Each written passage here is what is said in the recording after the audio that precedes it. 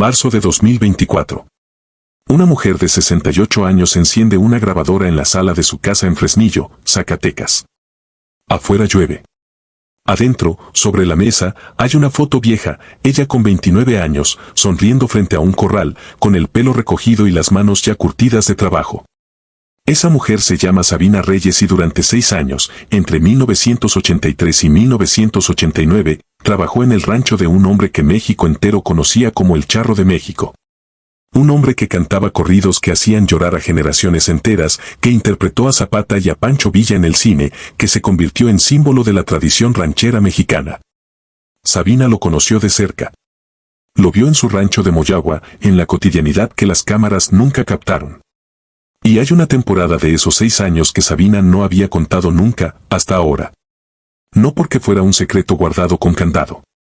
En realidad, parte de lo que Sabina vio con sus propios ojos terminó, años después, confirmado en investigaciones periodísticas y en libros sobre el narcotráfico en México. Pero nadie le había preguntado a ella.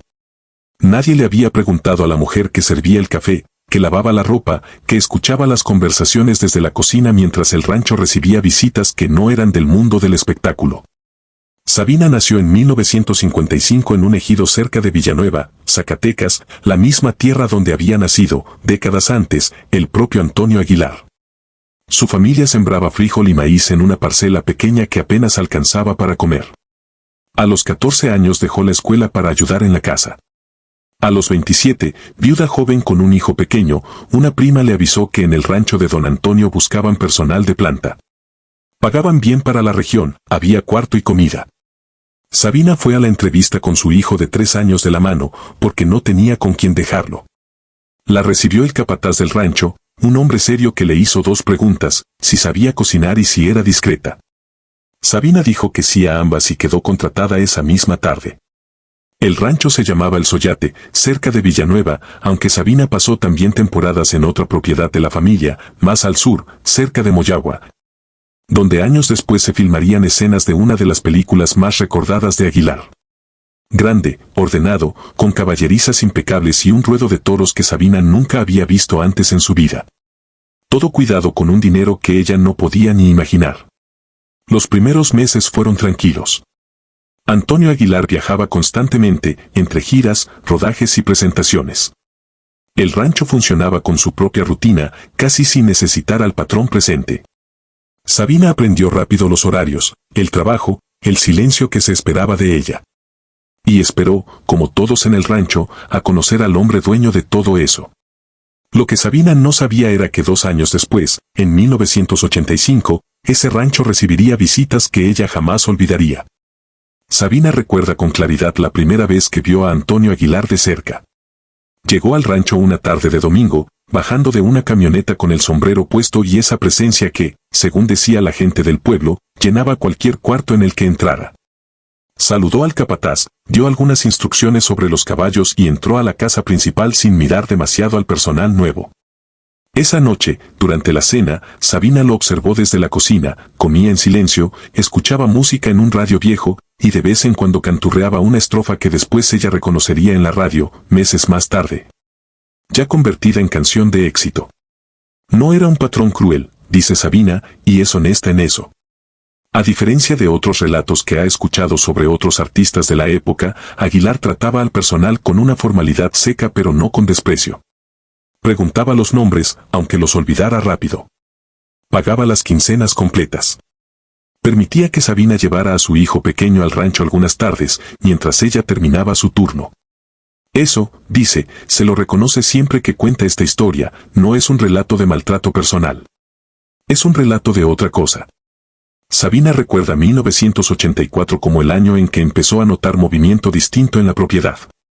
Visitas más frecuentes, hombres que no pertenecían al mundo de la música ni del cine, autos que entraban y salían con una discreción que llamaba la atención precisamente por lo mucho que se esforzaban en no llamarla.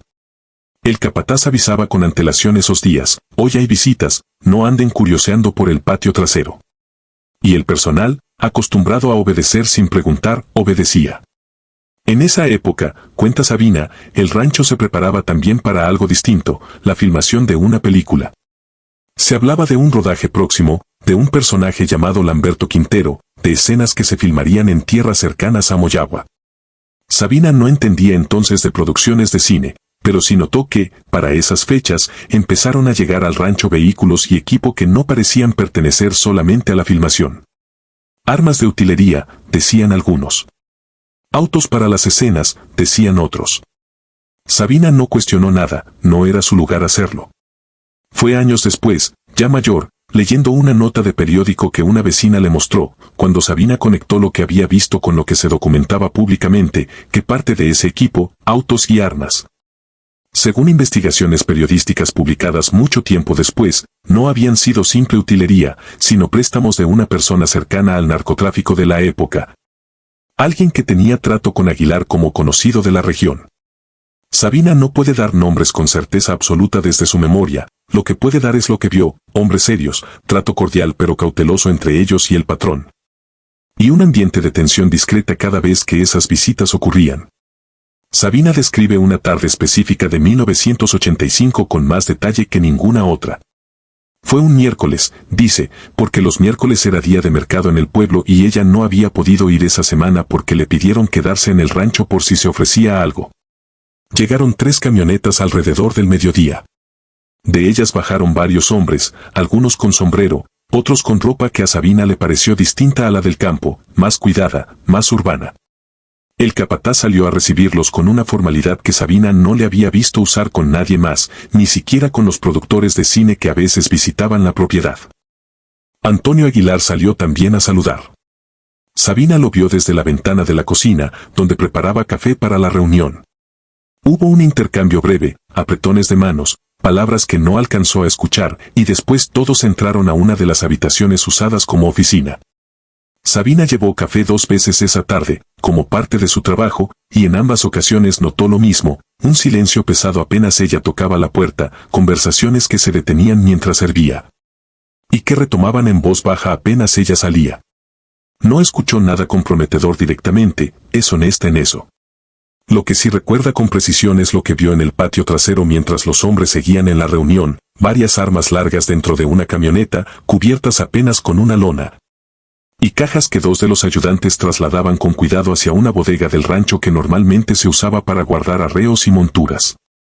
Sabina, que había crecido en el campo, sabía distinguir un arma de cacería de otra cosa. Estas no eran para cazar venados. La reunión duró casi 3 horas. Al final, los hombres se fueron con la misma discreción con la que llegaron. Antonio Aguilar no comentó nada esa noche durante la cena y Sabina, como todos en el rancho, aprendió a no preguntar. Fue apenas unos días después cuando escuchó, de boca del capataz y no dirigida a ella sino a otro trabajador, que esas armas y esos carros eran para la película. Para las escenas de acción de Lamberto Quintero que se filmarían próximamente.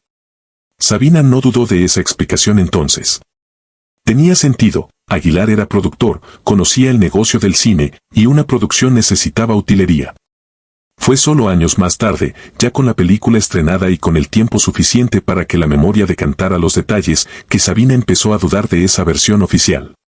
La película, cuando finalmente la vio en un cine de Zacatecas, no mostraba escenas que necesitaran tantas armas reales ni tantos hombres armados como los que ella había visto ese miércoles.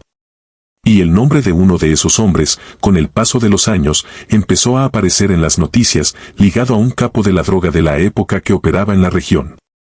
Sabina no puede asegurar con total certeza que fuera la misma persona, solo puede decir que la cara, en las fotografías de periódico que vio décadas después, le resultó extrañamente familiar.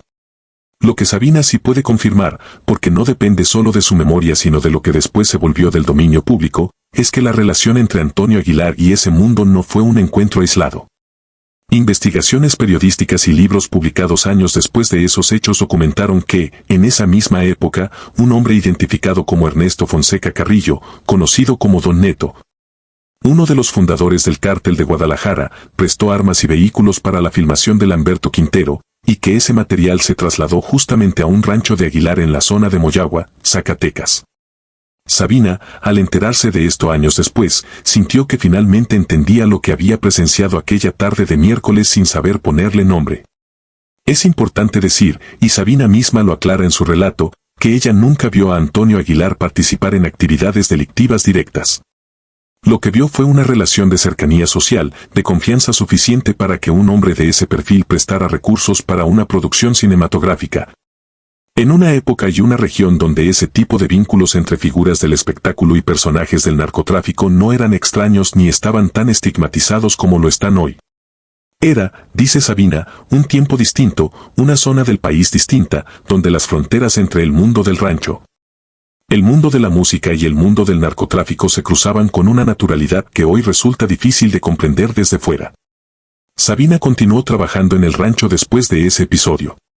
La vida siguió con su rutina de siempre, los horarios, las comidas, los silencios.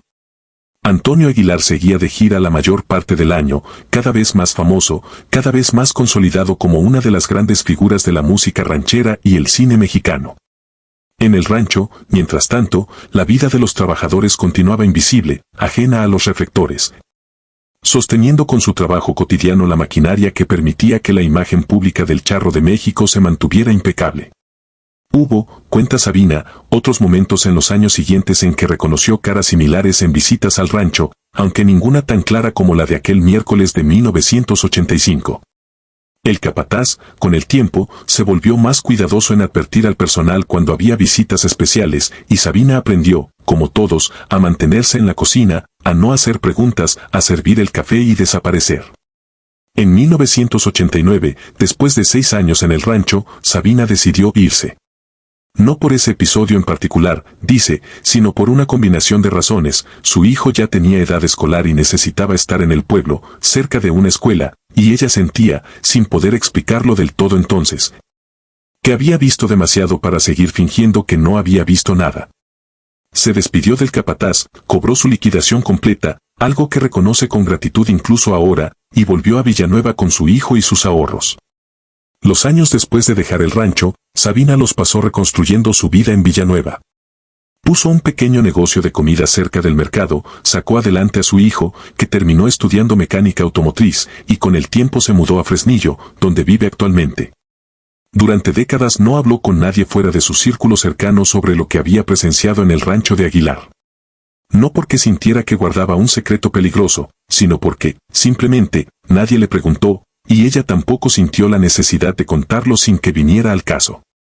Eso cambió gradualmente con los años, a medida que empezaron a publicarse más investigaciones sobre la relación entre figuras del espectáculo mexicano y el narcotráfico de las décadas de los 70 y 80. Sabina recuerda haber leído, ya entrada en los años 2000, fragmentos de reportajes que mencionaban la cercanía de varios artistas de la época con capos como Don Neto, Rafael Caro Quintero o el propio Amado Carrillo.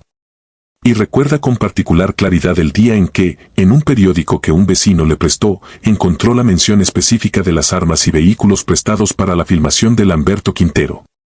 Fue como si una pieza suelta de su memoria finalmente encontrara su lugar en un rompecabezas más grande. Sabina siguió la carrera de Antonio Aguilar a la distancia, como el resto de México.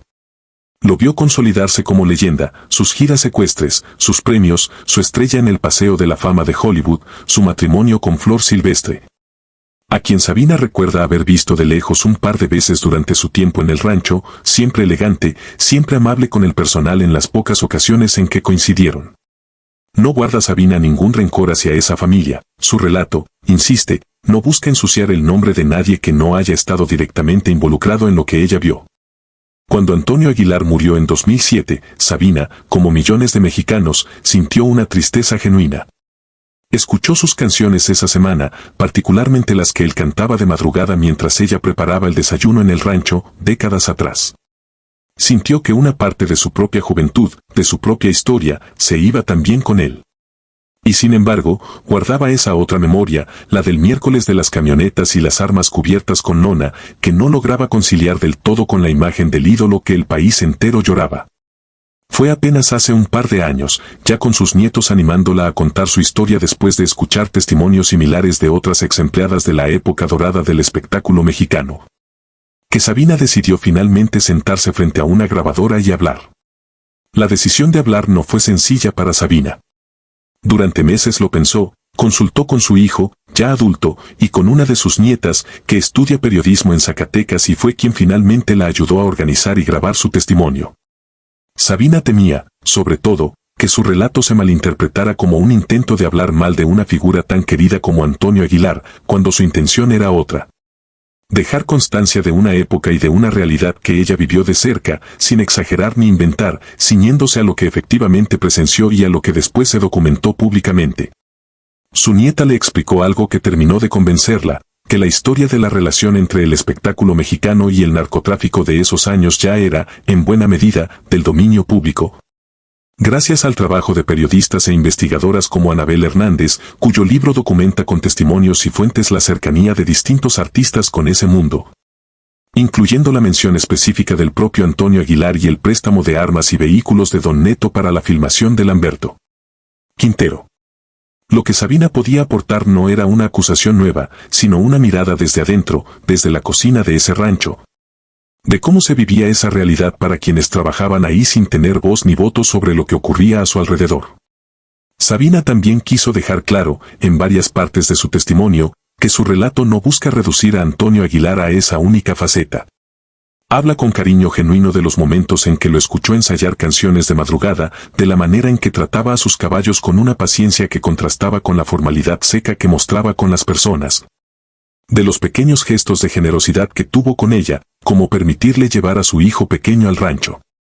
La historia de Sabina no es la historia de un villano, insiste ella misma. Es la historia de un hombre complejo, producto de su tiempo y de su región, que convivió con distintos mundos sin que uno necesariamente contaminara la percepción pública del otro. Lo que Sabina sí quiere es que se entienda la dimensión completa de esa época dorada de la música ranchera mexicana, que detrás de las giras, los premios y las canciones que emocionaron a generaciones, existía también un contexto social y regional donde las líneas entre el espectáculo, el poder económico y, en ocasiones, el crimen organizado, se cruzaban con una normalidad que hoy resulta difícil de comprender. Y que las personas que trabajaron en ese engranaje, como ella, como el capataz, como tantos otros nombres que Sabina no menciona por respeto a su privacidad, fueron testigos silenciosos de esa realidad. Sin voz durante décadas. Sabina dedica una parte importante de su testimonio a hablar del contraste entre el Antonio Aguilar que el público conocía y el que ella observaba en la cotidianidad del rancho. En el escenario y en las entrevistas, Aguilar proyectaba una imagen de patriarca de la tradición mexicana, el charro impecable, el hombre de valores familiares, el defensor de la cultura ranchera frente a la modernidad. Y en gran medida, dice Sabina, esa imagen no era falsa, había verdad genuina en su amor por el campo, por los caballos, por la música que interpretaba con una convicción que se sentía real incluso desde la distancia de la cocina. Pero existía también esa otra dimensión, la de un hombre que operaba dentro de una red de relaciones sociales y económicas donde el poder, el dinero y, en ciertos momentos, el crimen organizado formaban parte del paisaje. Sabina no cree que Antonio Aguilar haya sido una figura del narcotráfico en sí mismo, lo que ella vivió y lo que después se documentó apunta más bien a una relación de vecindad, de conocidos, de favores mutuos entre figuras poderosas de una misma región de Zacatecas y Jalisco en una época donde esas fronteras eran más difusas de lo que hoy nos gustaría imaginar. Esa complejidad es, para Sabina, el corazón real de su testimonio. No busca un titular escandaloso ni pretende reescribir la historia de un ídolo nacional como si hubiera sido un criminal encubierto. Busca, dice, aportar honestidad a un relato que durante décadas se contó solamente desde el brillo del escenario, nunca desde la cocina. Nunca desde los ojos de quienes vieron las camionetas llegar un miércoles cualquiera de 1985. Sabina también reflexiona sobre su propio silencio de casi 40 años. Dice que no fue un silencio impuesto por miedo directo, sino por la costumbre de toda una generación de trabajadoras domésticas y de rancho, acostumbradas a entender que lo que ocurría en la casa del patrón no era asunto suyo para comentar. Un silencio cultural, dice, más que un silencio forzado por amenazas. Y reconoce que ese silencio, multiplicado por miles de historias similares en todo el país, es parte de por qué tantas verdades sobre la época dorada del espectáculo mexicano tardaron décadas en salir a la luz. Y muchas otras probablemente nunca lo harán. Hacia el final de esta parte de su testimonio, Sabina hace una pausa larga frente a la cámara de su nieta y dice algo que resume su sentir, que contar esta historia no le quita nada a las canciones de Antonio Aguilar, que ella misma sigue escuchando con cariño, pero que completa la historia, la vuelve más humana, más real, más digna de la complejidad que merece cualquier vida, por más grande que sea la leyenda que la rodeó. Con el paso de los años, después de dejar el rancho, Sabina mantuvo un vínculo distante pero respetuoso con esa etapa de su vida. En un par de ocasiones, ya en los años 90, coincidió de lejos con Antonio Aguilar en presentaciones públicas en Zacatecas, ferias regionales donde él se presentaba y donde Sabina asistía como cualquier otra espectadora. Nunca se acercó a saludarlo ni a recordarle quién era ella. Sabina explica que no sentía la necesidad de hacerlo, que su relación con esa etapa de su vida era más bien interna, una memoria que cargaba en silencio sin necesidad de confrontarla directamente con el propio Aguilar. Sabina también sigue de cerca, aunque desde la distancia, la trayectoria de la familia Aguilar en el presente, la carrera de Pepe Aguilar, la proyección de la siguiente generación de la dinastía. Es enfática en un punto, su testimonio no tiene nada que ver con ellos, no busca involucrarlos ni cuestionarlos por hechos ocurridos décadas antes de que muchos de ellos tuvieran protagonismo público. Lo que vivió Sabina pertenece a un momento específico, a una generación específica, y así debe entenderse. En sus reflexiones finales, Sabina vuelve una y otra vez a la imagen del miércoles de 1985, las camionetas entrando al rancho, el silencio pesado detrás de la puerta de la oficina, las armas cubiertas con una lona en la parte trasera de una camioneta. Dice que durante años esa imagen se le aparecía sin razón aparente, mientras cocinaba, mientras lavaba trastes en su propia casa años después. Como un recuerdo que no encontraba donde acomodarse hasta que finalmente pudo ponerle contexto y nombre. Sabina también habla de lo que significó, para ella, la época dorada de la música ranchera desde su lugar como trabajadora. Dice que mientras el país celebraba a sus ídolos, miles de mujeres como ella sostenían, desde la invisibilidad, la vida cotidiana que hacía posible esa fama, cocinando, limpiando, cuidando niños, sirviendo café durante reuniones que no entendían del todo, y aprendiendo a guardar silencio sobre lo que veían. Esa es, para Sabina, la verdadera historia detrás de la leyenda, no una historia de villanos ni de héroes perfectos, sino una historia coral, hecha de cientos de manos anónimas. Hacia el cierre de su testimonio, Sabina dice que no busca que se juzgue a Antonio Aguilar con los ojos de hoy por las normas de una época distinta. Lo que busca es que se entienda la totalidad de esa época, la belleza real de su música, la magnitud real de su legado cultural. Y también la complejidad real del contexto social y regional en el que ese legado se construyó, con todo lo incómodo que eso pueda resultar. Antonio Aguilar murió el 19 de junio de 2007 en la Ciudad de México, después de una trayectoria que lo convirtió en una de las figuras más veneradas de la música y el cine mexicanos. Con más de 150 discos grabados, cerca de 120 películas protagonizadas y un lugar asegurado en la memoria colectiva del país como el Charro de México. Fue sepultado en su rancho El Soyate, cerca de Villanueva, Zacatecas, la misma tierra donde había nacido y donde Sabina, décadas atrás, había comenzado a trabajar para él con apenas 27 años y un hijo pequeño de la mano. El funeral, recuerda Sabina desde la distancia de las noticias que siguió por televisión, fue multitudinario. Las campanas de la iglesia de Villanueva sonaron durante todo el recorrido del cortejo fúnebre. Miles de personas se congregaron para despedir al hombre cuyas canciones habían acompañado bodas, velorios, fiestas patronales y madrugadas de trabajo en el campo durante más de 5 décadas. Sabina, viendo la cobertura desde su casa en Fresnillo, sintió una tristeza genuina, la misma que sintió el país entero.